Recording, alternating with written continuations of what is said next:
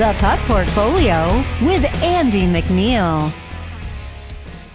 Hey, welcome to the Puck Portfolio. My name is Andy MacNeil. I'm here on weekdays to provide NHL projections, picks, and betting advice to help you make informed bets throughout the NHL season. Took a break from the live stream on Tuesday because there was just two games on the slate, none of which were all that interesting. And judging by the results, they weren't very interesting. 2-0 win for the Sharks, a 1-0 win for the Columbus Blue Jackets over the St. Louis Blues.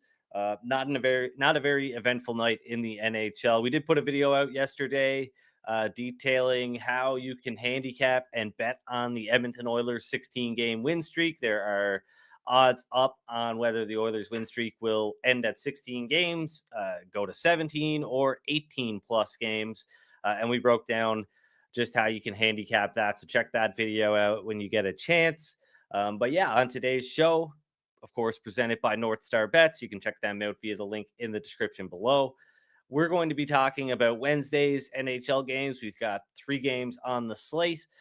Ottawa in Detroit taking on the Red Wings, the Kings in Nashville taking on the Predators, and the San Jose Sharks in Anaheim taking on the Anaheim Ducks. We'll talk a little bit about playoff odds as we get ready to enter the All-Star break, maybe some strength of schedule talk here on today's show. But yeah, how's everybody doing today? How are you doing, Jake?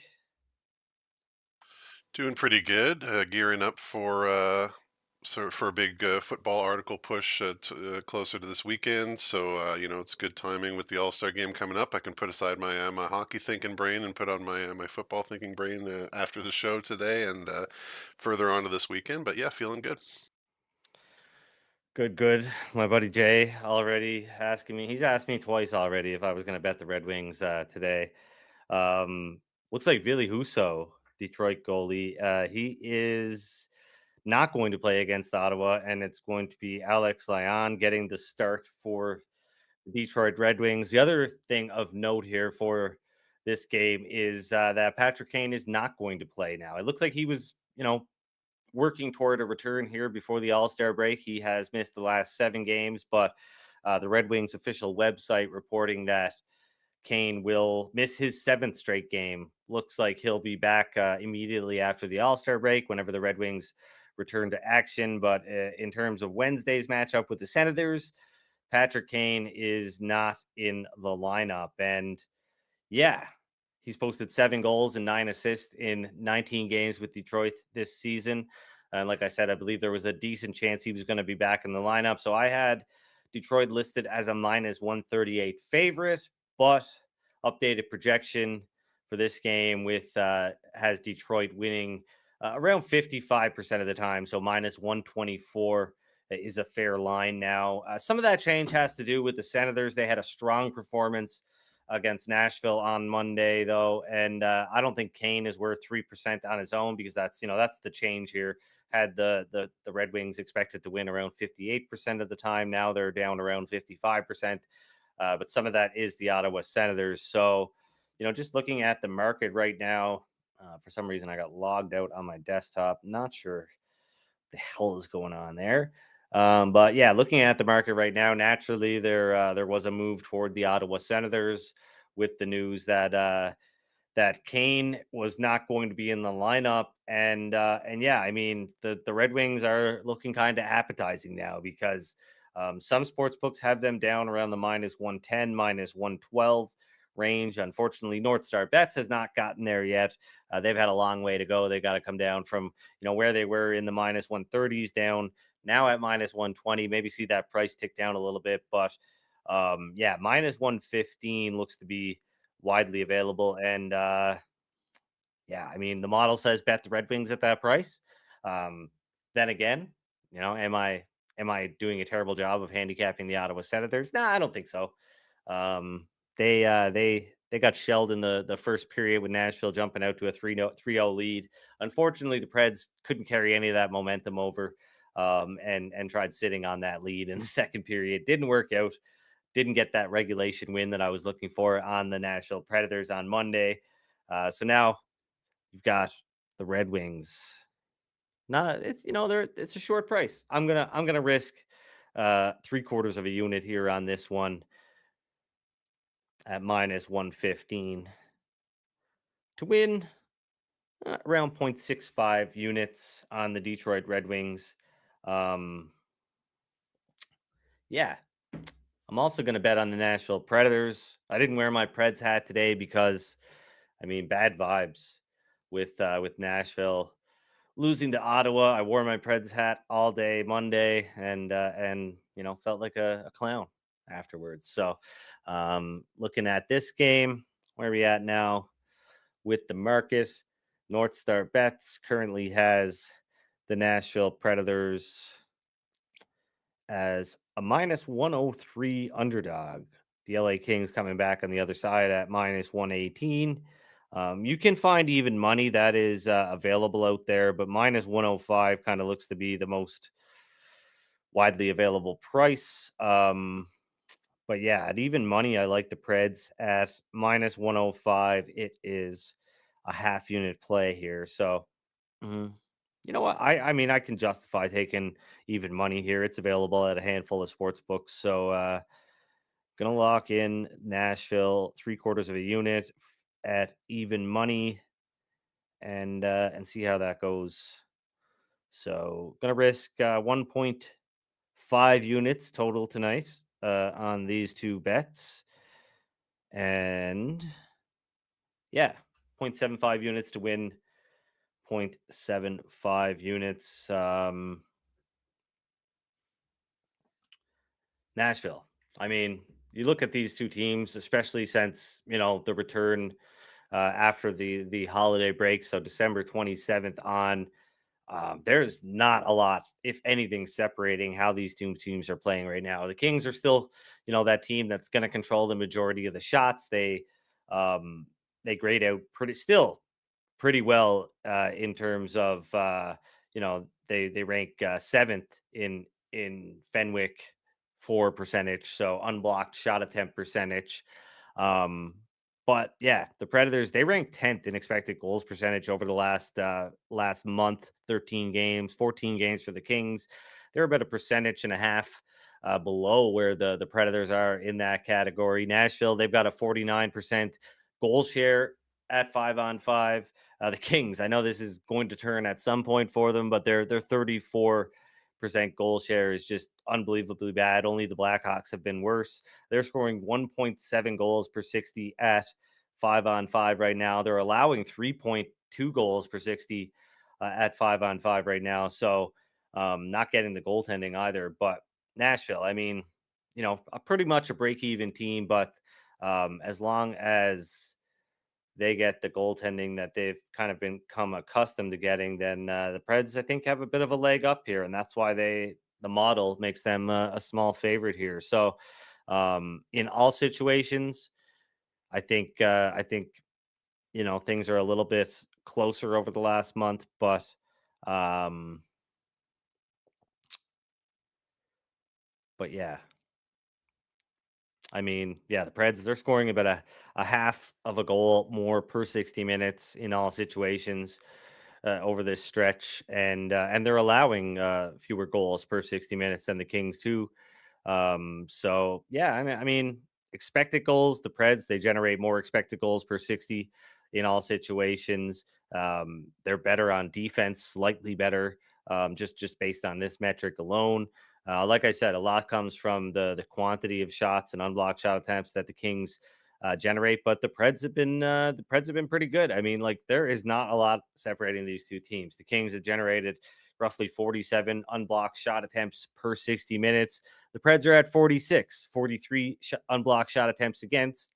The Kings are at 42 and a half. So it's like there's really not a lot separating these two teams. The Kings, I mean, they've been on the decline here, and I know a lot of this is just poor shooting luck, but I don't think the Preds should be an underdog at home against this Kings team because, yeah, it's just I don't think Nashville's a bad team. And speaking of the Preds, they are plus 225 to make the playoffs at NorthStar Bets. Um, Full disclosure, I have not locked in anything on Nashville to make the playoffs, but My model has the Preds making the playoffs 47% of the time. And one of the reasons is that they've got the third easiest schedule remaining. I updated that on canadasportsbetting.ca today. You can check out the strength of schedule page. So, Nashville, they are looking pretty good with the third easiest schedule. And you look at some of the teams around them, the Blues.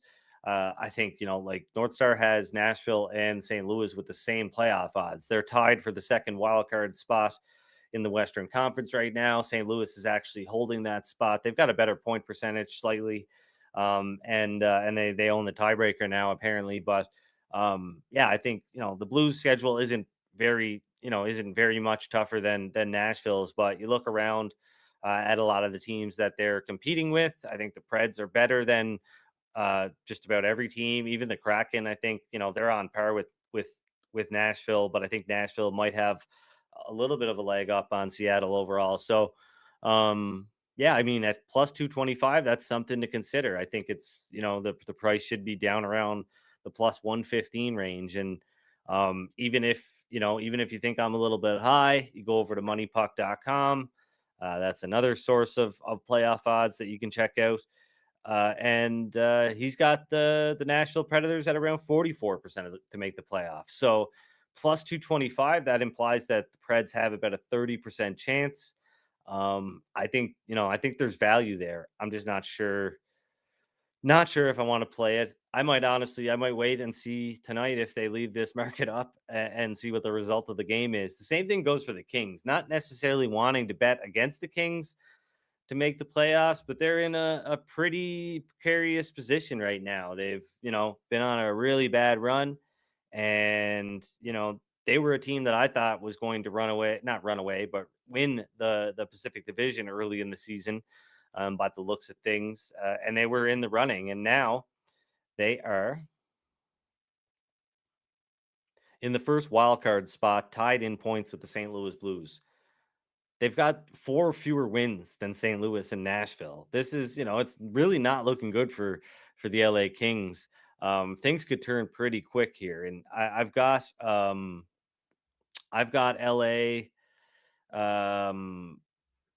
What is it? 70? I want to say 73% to make the playoffs. All right, 78%. That means that I if I was making the odds here for LA to make the playoffs, I'd list them at around minus 350. That would be my fair price. And you can get, plus 450, I believe, on LA. It's either plus 450 or plus 425. I looked at a lot of playoff futures this morning, and so might be a little mixed up here, but it's at least plus 425. So some value betting on LA to miss the playoffs as well. I've already, I could technically still bet on LA to miss the playoffs. I've invested in them to win the Pacific Division. That looks like it's going to go by the wayside. They're pretty much out of it at this point. But I don't feel like this would be betting against myself. I think that bet is already a likely loser. So something else I'm going to consider here, even though I do think LA has a higher ceiling than they've been showing. It's been spiraling out of control here. And I mean, a loss to the Predators, and all of a sudden Nashville has leapfrogged both the LA Kings and the St. Louis Blues, and got themselves in a wild card spot. So I imagine these teams are going to be playing, musical chairs all season long. But I don't hate Nashville's chances. That's for sure. I think they are, close to being a 50-50 shot to make the playoffs. Jake, anything in the chat that I should be getting to? Kind of wrapped Uh, up in all this business. Nothing really about today's games. Jiraj, or maybe Jirai, in the chat. Forgive me if I'm mispronouncing your name. Says "Let's go Red Wings" in all caps. So he's That fault. yeah, that's Jay. That's Okay. my buddy. He is he's all about the Red Wings. He's a complete homer. Um, so yeah, no, I mean he's happy. But if it was up to him, I'd bet on the Red Wings every game. I think I kind of raised expectations early. Detroit got off to that hot start. really boosted their playoff odds. And then they kind of bottomed out for a while. But we bet on the Red Wings a little bit at the start of the season. Um, I was a little bit higher on the Red Wings at that point, I think, than the market was. And then things started to shift, and I was no longer a Red Wings fan. I'm pretty fickle like that. So back on the Red Wings. Let's go, Red Wings. Don't need no Patrick Kane. Uh, but yeah, I mean, I think with Nashville, yeah, that easy schedule is going to help them out. Of course, the Kings, they've got an easy schedule as well.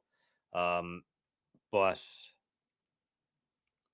yeah, I mean, Nashville has a decent shot to make the playoffs as far as I'm concerned. You look at the NHL standings, the teams that are behind them currently: Seattle, Arizona, Calgary, Minnesota, and then the other three teams I don't really need to talk about: Anaheim, San Jose, and Chicago. But are the Predators better than Minnesota, Calgary, Arizona, Seattle? I think they might be, right? So and I think they're better than St. Louis, and I think they're kind of on par with LA, given how LA has been playing. So, yeah, I don't hate Nashville as a bit of a long shot to make the playoffs. I don't think the odds are maybe accounting for a strength of schedule enough. But the San Jose Sharks, like I said, they're in action tonight against the Anaheim Ducks. Thomas Hurdle, he missed Tuesday's game. That was unexpected. There was a report that he was dealing with an illness, but he's got 15 goals in 19 games, or in 48 games this season. Sorry, for the Sharks. So big loss for a team that doesn't have many NHLers. They beat the Seattle Kraken 2-0 on Tuesday. But if you watch that game, or even checked out the box scores, you'd see that Seattle absolutely dominated at 5-on-5. And really overall, I think the empty net situation probably skewed the expected goals, where it showed San Jose finishing the game with about a 50% expected goal share.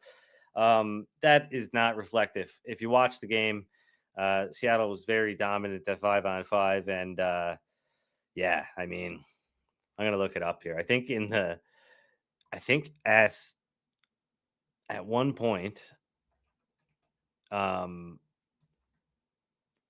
I think it was like midway through the game, and if you look, Seattle had already um,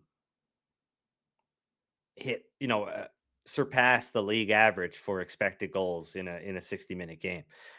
So they were really going, and I was pretty shocked to see Mackenzie Blackwood keep them off the scoreboard. Not that he's not good, but I mean, with that team in front of him. So yeah, let's look at 5-on-5. Just unreal. So they finished the game with 62% of the expected goals.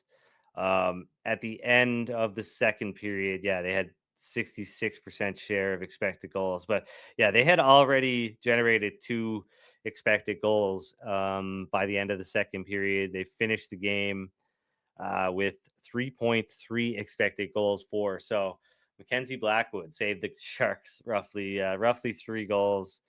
And yeah, that was the story of that game. So I would assume they're gonna have Capo Kakinen in goal tonight. And if last night's game was any indication, and Thomas Hurdle does not play, I've taken him out of the lineup for now. That means the Ducks should be a pretty big favorite here. Minus 172 now, according to the model.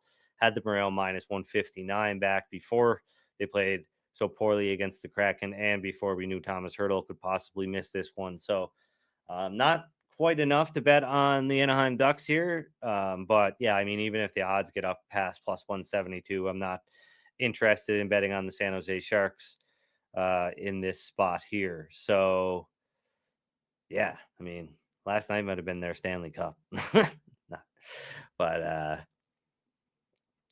two bets, 3 games, two bets, not bad. Um,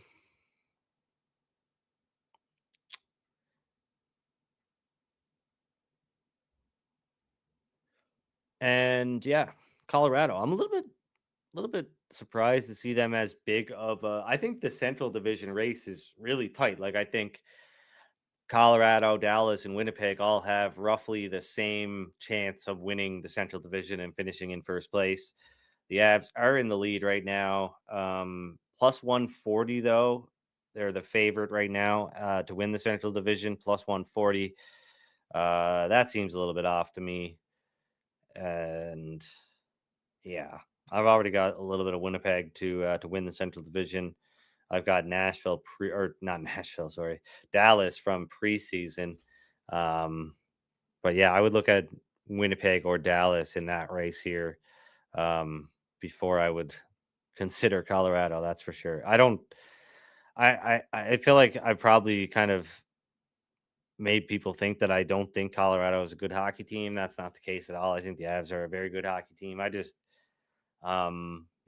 think they're overpriced in most games, and looks like they're kind of overpriced in the futures market as well. So yeah, speaking of the futures market, that video that we put out yesterday on the Canada Sports Betting YouTube page, we talked about the Edmonton Oilers and the odds of them breaking the record for the longest win streak in NHL history. Of course, that record has stood for 30 plus years, held by the 1992-93 Pittsburgh Penguins.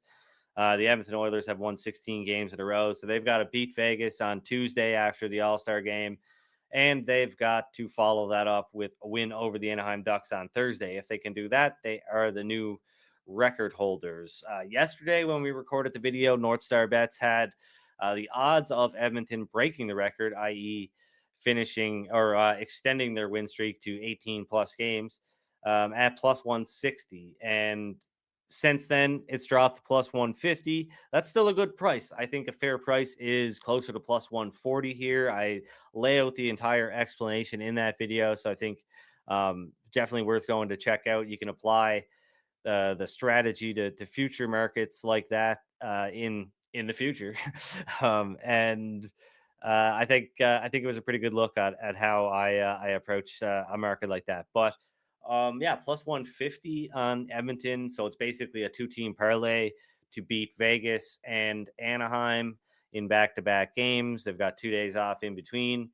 Actually, 1 day off in between, sorry. And no, 2 days. What am I saying? Is it Friday? They might be playing a Friday against the Ducks. I'll have to double check. But regardless, yeah, it is Friday. Okay. So they've got 2 days off after playing Vegas. Anaheim will be, coming in with a long break like Vegas and Edmonton will have came into their opening game after the All-Star break. But yeah, every team is going to have at least 8 or 9 days off. So expect some chaos here when the NHL returns from the All-Star break. But yeah, plus 150. I like this pretty much right down to that price. I think you could also look at it as an opportunity to roll over a money line bet. If you really are keen on Edmonton breaking this record, you could bet them to win against Vegas and then roll over the winnings and your initial stake on a bet against the Anaheim Ducks.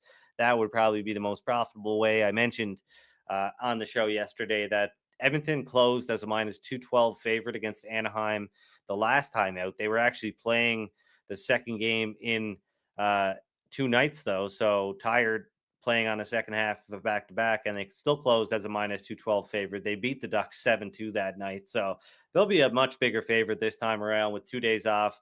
Anaheim coming in probably very rusty with 8 days off. So something to look forward to there. I like the prepackaged parlay, but I also like the idea of rolling over things from one game to the next. I just don't know if I'm going to see any value on the Edmonton Oilers versus the Vegas Golden Knights. You can bet on Edmonton's win streak ending at 16 games at plus 110 now. I don't think that's a good bet because that's essentially a money line bet on the Vegas Golden Knights on Tuesday. And I would need a lot more than plus 110 to make that bet because I think the Oilers should be somewhere in the neighborhood of a minus 125 favorite. And that is only if William Karlsson is back in the lineup. I've got him penciled back in, I guess, after missing a significant amount of time. But yeah, what do you think, Jake? Anything pretty quiet today? Oh, sorry about that, guys. That probably sounded really loud. My computer should have been muted. Yeah, the um, chat's a little quiet today, but yeah, I think it was a really good video yesterday, and people should definitely check it out. I think the sooner you get on that, yeah, on those Oilers bets, whether if you want to bet on the Oilers, the sooner the better. And that video really lays it out well. yeah, very very well produced, I might add. Um, so nice job. But yeah, it is. We fade the Red Wings after the All Star break in Western Canada. Pick and choose your spots. Ottawa stinks. That is Jay.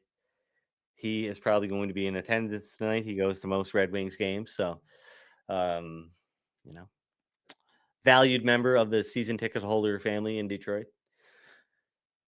Drop a like on the video if you have not already. Helps out a ton. Um, Subscribe to the Canada Sports Betting YouTube channel. I am taking a break during the All Star break. So NHL, they paused the regular season on Thursday and Friday, and we've got some All Star festivities on the weekend in Toronto. Um, I'm sure Jeff Villette will have some coverage, given that he is, very much in the Toronto hockey scene. Um, I'll care about the All Star game when it comes to Edmonton, and I can take my kid to it. Until then, yeah, I don't know. I think I would probably actually. I honestly think I would just go to the skills con. If they do a good job this year revamping the skills competition or over the next few years, I mean, I'm guessing Edmonton will get an All Star game at some point. I thought we would because we did fork over a bunch of money to get a brand new arena, state of the art arena in downtown Edmonton. Haven't really got anything out of it yet, I don't think, as far as big events go. Thought we'd have a draft by now. Yeah, I don't know. Maybe got sold short on that one, but um, yeah, if it comes to Edmonton, I will care about it. If there's a betting opportunity, I will care about it. But the NHL, I think they've missed a big opportunity. Is why hold this player draft? I know it's like who's spending their Friday night, first of all, or Thursday night or whatever, watching this thing, right? So, I mean, why not do it a week earlier remotely? All of the teams had pretty much finished up their pre All Star break schedule on the weekend anyway. So, why not have a remote captain's draft on a Monday night on the NHL YouTube channel or on NHL.com or whatever, on a bunch of different platforms, and bring the hosts or the celebrity captains in studio with the NHL captains like Quinn Hughes and Nathan McKinnon and Austin Matthews and Connor McDavid. Have them in studio with Bieber and Tate McRae and Will Arnett and who's the other one? Michael Bublé.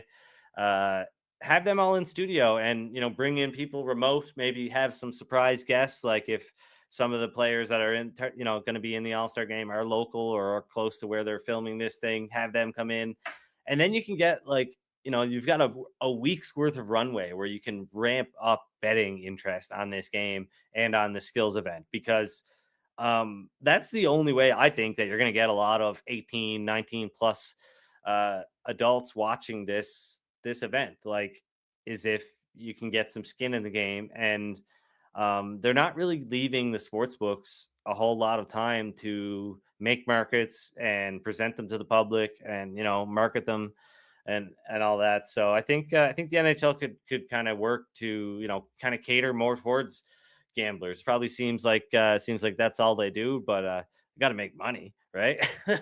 I often wonder how does the NHL make money? I always used to wonder, like my friends, the people that I grew up with that are big hockey fans, like, they don't spend money on hockey. They, like, most of them don't live in NHL cities. I'm talking like a lot of my friends live in the Halifax area, so no NHL hockey to spend money on there. So outside of just maybe subscribing to like an added package to get more access to hockey games, or like subscribing to like Sportsnet Premium or something like that.